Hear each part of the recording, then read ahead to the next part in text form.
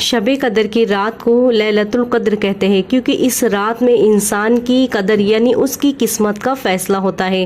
آنے والے سال میں جو بھی کچھ ہونے والا ہے اس رات میں طے ہوتا ہے۔ اس رات میں یہ طے ہوتا ہے کہ کس کو اس سال میں موت آئے گی، کون اس سال میں زندہ رہے گا، کس کو کتنا فائدہ ہوگا اور کتنا نقصان ہوگا، ہر ایک تفصیل اس رات میں طے ہوتی ہے۔ تو رمضان کی طاق راتوں میں اپنا وقت فضول چیزوں میں مت ضائع کیجیے اور اپنے لیے اور اپنی بہترین قسمت کے لیے دعا مانگیں تاکہ آپ کا مستقبل سنور جائے اور آپ کی زندگی بہترین ہو اور آخرت کی زندگی اس سے بھی زیادہ بہتر ہو۔ رمضان میں ایک خاص رات آتی ہے جسے کہتے ہیں شب قدر۔ یہ ایک رات 1000 مہینوں سے بہتر ہے۔ مطلب اگر آپ شب قدر کی ایک رات میں عبادت کریں گے تو اس کا ثواب آپ کو 80 سال کی عبادت کے برابر ملے گا، یعنی اگر ایک رات کی عبادت پوری زندگی کی عبادت کے برابر ہے۔ اس رمضان کو ایسے ٹریٹ کرے جیسے یہ آپ کی زندگی کا آخری رمضان ہو اور زیادہ سے زیادہ عبادت اور نیکی کرنے کی کوشش کرے۔ السلام علیکم، میرے ساتھ پڑھیں اللہم اجرنی من النار، اے اللہ ہمیں عذاب جہنم سے محفوظ رکھ، آمین۔ کھجور کھانے کے بہترین فائدے۔ کھجور کھانے سے ہارٹ اٹیک کے چانسز بہت کم ہو جاتے ہیں، دماغ تیز ہوتا ہے، جسمانی طاقت آتی ہے، آنکھیں تیز ہوتی ہے اور جسم میں خون بہت تیزی سے بڑھتا ہے۔ پیٹ سے متعلق جتنی بھی بیماریاں ہیں کھجور کھانے سے ختم ہو جاتی ہے۔ حاملہ خواتین کے لیے کھجور بہت ہی فائدہ مند ہے۔ کھجور فائدوں سے بھرپور ہوتی ہے اور ان میں وٹامن اے، بی سے پایا جاتا ہے۔ تو آپ کو سمجھ آیا کہ اللہ تعالیٰ کیوں چاہتا ہے کہ آپ اپنا روزہ کھجور سے کھولیں۔ روزہ رکھنے سے ہمارے جسم کو کئی اچھے فائدے ملتے ہیں، جیسے روزہ رکھنے سے جسم صاف اور تندرست رہتا ہے، یہ ہمیں زیادہ انرجی دیتا ہے اور ہمیں ہلکا محسوس کراتا ہے۔ اس سے ہمارے دماغ پر سکون رہتا ہے اور ہم اچھے سے دھیان لگا سکتے ہیں۔ روزہ رکھنے سے ہماری صحت بہتر ہوتی ہے اور روحانی سکون ملتا ہے۔ ایک بہت پیاری حدیث ہے جو ہمارے ایمان کو تازہ رکھنے میں مددگار ہو سکتی ہے۔ حضرت ابن عمر رضی اللہ تعالیٰ عنہ سے روایت ہے کہ نبی کریم صلی اللہ تعالیٰ علیہ وسلم نے فرمایا کہ جو شخص کسی مومن کی دنیاوی کوئی مشکل دور کرے گا، اللہ تعالیٰ اس کی قیامت کے دن کی مشکل میں سے ایک مشکل دور کرے گا۔ اس حدیث سے ہم کو یہ معلوم ہوتا ہے کہ دوسروں کی مدد کرنا اور ان کی مشکل کو آسان کرنا ہمارے لیے کتنا فائدہ مند ہے۔ رمضان کے مہینے میں جب ہم عبادت کرتے ہیں تو ساتھ ہی ساتھ ہمیں دوسروں کی مدد بھی کرنی چاہیے۔ اس سے ہماری عبادت اور بھی اثردار ہو جاتی ہے اور ہمارا ایمان بھی مضبوط ہو جاتا ہے۔ آپ اس حدیث کو اپنے سبھی دوستوں کے ساتھ ضرور شیئر کریں تاکہ لوگ اس پیغام کو سمجھیں اور اپنے ایمان کو تازہ رکھیں۔ وقت بچانے کے لیے نماز میں جلدی کرتے ہیں اور یہ بھول جاتے ہیں کہ وقت کا مالک اللہ ہے۔ کئی بار ایسا ہوتا ہے کہ ہمیں اپنی نماز جلدی جلدی ختم کرنی ہوتی ہے کیونکہ ہمیں کہیں جانا ہوتا ہے یا ہمیں اپنا فون چیک کرنا ہوتا ہے۔ ہم یہ بھول جاتے ہیں کہ جو بھی چیز ہم حاصل کرنا چاہتے ہیں وہ سب چیز اللہ کے کنٹرول میں ہے۔ تو جب بھی آپ کو شیطان ٹرک کرنے کی کوشش کرے تو اپنے آپ کو یہ یاد دلاؤ کہ نفع یا نقصان اللہ کے ہاتھ میں ہے۔ ہم وقت بچانے کے لیے نماز میں جلدی کرتے ہیں، نماز کے بعد دعا مانگنے سے پہلے ہی اٹھ جاتے ہیں اور یہ بھول جاتے ہیں کہ جس وقت کو ہم بچانا چاہتے ہیں اس وقت کا مالک اللہ ہے۔ رمضان کا دوسرا عرصہ رحمتوں کے بعد مغفرت کا ہوتا ہے۔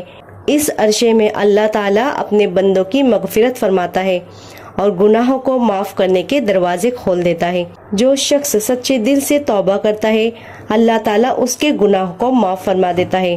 نبی کریم صلی اللہ تعالیٰ علیہ وسلم نے فرمائے کہ رمضان کا پہلا عرصہ رحمت، دوسرا مغفرت، تیسرا دوزخ سے نجات کا ہے۔ اس عرصے میں زیادہ سے زیادہ استغفار کرے، مغفرت کے در کھلے ہیں، مانگ لو جو مانگنا ہے، کرم کی رات آئی، بخشش کا سامنا ہے۔ اللہ ہمیں اس مبارک عرصے میں زیادہ سے زیادہ استغفار کرنے کی توفیق دے۔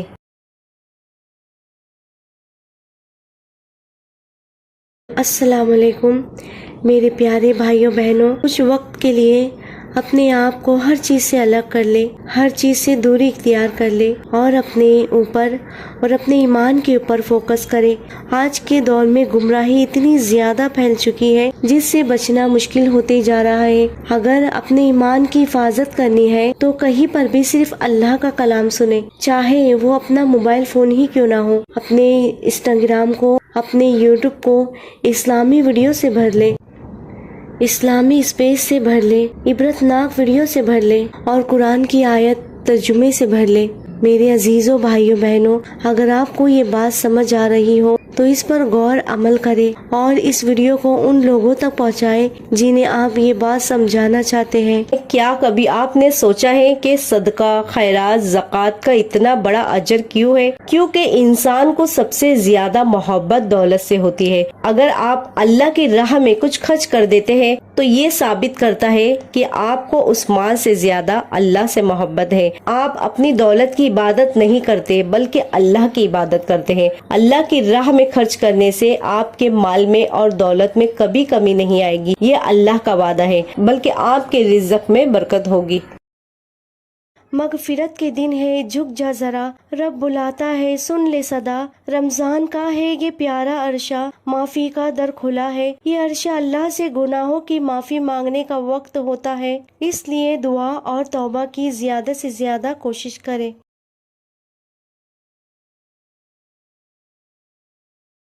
جو انسان اپنے علم کو بڑھانے کی کوشش میں لگا رہتا ہے وہ ہر مشکل میں راستہ پا جاتا ہے۔ جو انسان ہر وقت یہ سوچتا ہے کہ مجھے میرے اللہ کو راضی کرنا ہے، میرے نبی کو راضی کرنا ہے، میری زندگی سنت والی ہو جائے، اور وہ ہر وقت اس کوشش میں لگا رہتا ہے تو اللہ اسے ضرور کامیابی دیتے ہیں۔ چاہے تم کتنا بھی علم حاصل کر لو، ثواب تمہیں اتنا ہی ملے گا جتنا عمل کرو گے۔ تو جتنا ہم نیکی پر عمل کرتے جائیں گے نا، ہماری نیکی بڑھتے جائے گی، ہمیں ثواب ملتے جائے گا۔ ہمیں جتنا علم ہمارے پاس ہے تو ہم اس پہ عمل کریں اور زیادہ سے زیادہ علم حاصل کرنے کی کوشش کریں، کیونکہ علم حاصل کرنا ہم پہ فرض ہے۔ تو اسی لیے ہمیں اس فرض کو پورا کرنا ہے کہ ہم قیامت کے دن جب ہم اللہ کے پاس جائیں تو اللہ ہم سے راضی ہو، اور ہماری زندگی کا مقصد ہی یہی ہے کہ اللہ ہم سے راضی ہو اور نبی صلی اللہ تعالی علیہ وسلم کا لایا ہوا دن ہمارے اور تمام مسلمان کی زندگی میں آ جائے، یہ ہمارا مقصد ہے۔ جب انسان کو توکل اللہ پر ہوتا ہے تو مشکل حالات میں اللہ ایسے اسباب پیدا فرما دیتا ہے جس سے انسان کی عقل دنگ رہ جاتی ہے اور ایمان پہلے سے بھی زیادہ مضبوط ہو جاتا ہے۔ یاد رکھیں، زندگی میں آنے والے پرابلمز اور پریشانی آپ کو یہ احساس دلائیں گے کہ اللہ کے سوا آپ کا کوئی نہیں، پھر آپ کیوں اداس ہو جاتے ہو؟ کیا آپ کے لیے آپ کے رب کی محبت کافی نہیں؟ اللہ پر بھروسہ رکھیں، کیونکہ جو رب ہے وہی سب ہے۔ کامیابی زندگی کا راز دریا کے پانی سے سیکھے۔ دریا کا پانی نہ کبھی ٹھہرتا ہے اور نہ ہی ایک لمحے کے لیے پیچھے کی طرف مڑتا ہے، بلکہ مسلسل اور ہر آن اپنے رب کے حکم سے اپنی منزل کی طرف اپنا سفر جاری رکھتا ہے، اور یہی کامیابی زندگی کا راز ہے۔ جمعے کے دن سورہ کاف پڑھنا ایک بہت بڑا عمل ہے۔ اس عمل سے انسان کے دل میں روحانی روشنی اور سکون آتا ہے۔ حدیث کے مطابق اگر کوئی انسان جمعے کے دن سورہ کاف پڑھتا ہے تو اس پر ایک روحانی نور کا سایہ ہوتا ہے جو اگلے جمعہ تک اس کی حفاظت کرتا ہے۔ یہ صرف اس دنیا تک ہی نہیں رہتا بلکہ قبر کے اندھیروں میں بھی انسان کے لیے روشنی بن جاتا ہے۔ اس عمل سے انسان کا ایمان مضبوط ہوتا ہے اور اس سے اخلاص اور یقین بڑھتا ہے۔ اس لیے جمعے کے دن سورہ کاف ضرور پڑھیں تاکہ آپ کی زندگی میں روحانی نور برقرار رہے اور آپ کی آخرت روشن ہو۔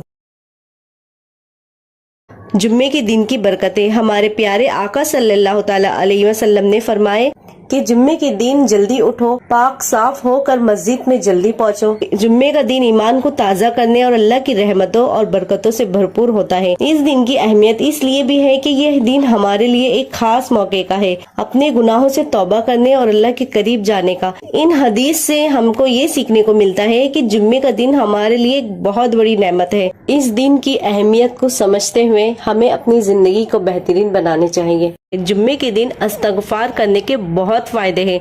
हदीस में आता है कि जो शख्स जुम्मे के दिन और रात में 100 बार इस्तगफार करेगा, अल्लाह ताला उसके सारे गुनाह माफ कर देगा। इस्तगफार करने से न सिर्फ हमारे गुनाह माफ होते हैं बल्कि हमारे दिलों को भी सुकून देता है और हमारे इबादत में भी बरकत होती है। एक बहुत प्यारी हदीस है जो हमारे ईमान को ताज़ा रखने में मददगार हो सकती है। हजरत इब्ने उमर रज़ी अल्लाह ताला अन्हु से रिवायत है कि नबी करीम सल्लल्लाहु ताला अलैहि वसल्लम ने फरमाया कि जो शख्स किसी मोमिन की दुनियावी कोई मुश्किल दूर करेगा, अल्लाह ताला उसकी कयामत के दिन की मुश्किल में से एक मुश्किल दूर करेगा। इस हदीस से हमको ये मालूम होता है कि दूसरों की मदद करना और उनकी मुश्किल को आसान करना हमारे लिए कितना फायदेमंद है। रमजान के महीने में जब हम इबादत करते हैं तो साथ ही साथ हमें दूसरों की मदद भी करनी चाहिए। इससे हमारी इबादत और भी असरदार हो जाती है और हमारा ईमान भी मजबूत हो जाता है। आप इस हदीस को अपने सभी दोस्तों के साथ जरूर शेयर करें ताकि लोग इस पैगाम को समझे और अपने ईमान को ताज़ा रखें। रमजान का दूसरा अरशा रहमतों के बाद मगफिरत का होता है। इस अरशे में अल्लाह ताला अपने बंदों की मगफिरत फरमाता है और गुनाहों को माफ करने के दरवाजे खोल देता है। जो शख्स सच्चे दिल से तौबा करता है, अल्लाह ताला उसके गुनाहों को माफ फरमा देता है। नबी करीम सल्लल्लाहु ताला अलैहि वसल्लम ने फरमाए कि रमजान का पहला अरशा रहमत, दूसरा मगफिरत, तीसरा दोज़ख से नजात का है। इस अरशे में ज्यादा से ज्यादा इस्तगफार करे। मगफिरत के दर खुले हैं, मांग लो जो मांगना है। करम की रात आई, बख्शिश का सामना है। अल्लाह हमें इस मुबारक अरशे में ज्यादा से ज्यादा इस्तगफार करने की तौफीक दे।